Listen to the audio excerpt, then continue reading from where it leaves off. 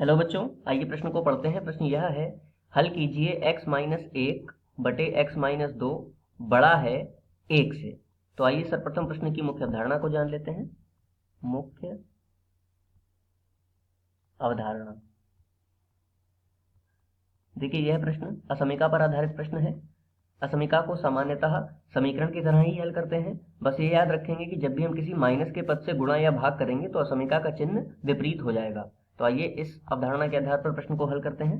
तो प्रश्न में दे रखा है x माइनस 1 बटे में x माइनस 2 बड़ा है 1 से।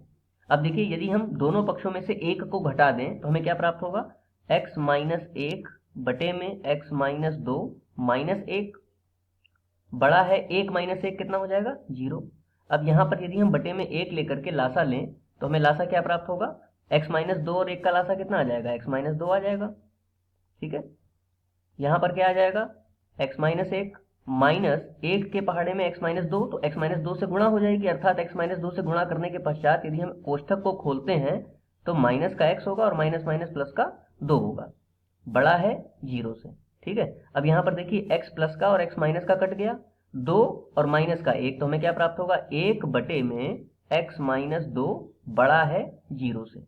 अब यदि हमें पता करना है कि x का मान x के किस किस मान के लिए 1 बटे x माइनस 2 0 से बड़ा है, तो देखिए, जो हर है, हर कितना है? x minus 2। ये तभी हो सकता है जब x माइनस 2 का मान 0 से बड़ा हो। ठीक है, अब 2 को यदि हम दोनों पक्षों में जोड़ दें तो हमें क्या प्राप्त होगा? यहाँ से तो 2 जोड़ेंगे तो माइनस 2 प्लस 2 कट जाएगा और यहाँ प्राप्त हो जाएगा कितना? 0 प्लस 2 2। अर्थात x का मान 2 से बड़ा होना चाहिए। इसको यदि हम समुच्चय के रूप में लिखें तो x किस समुच्चय को प्रदर्शित करेगा? 2 से बड़े मान के लिए, अर्थात 2 से लेकर के अनंत तक इसके मान हो सकते हैं। मुख्य अवधारणा के आधार पर यह दिए गए प्रश्न का उपयुक्त उत्तर है। आशा करते हैं आपको समझ में आया होगा। धन्यवाद।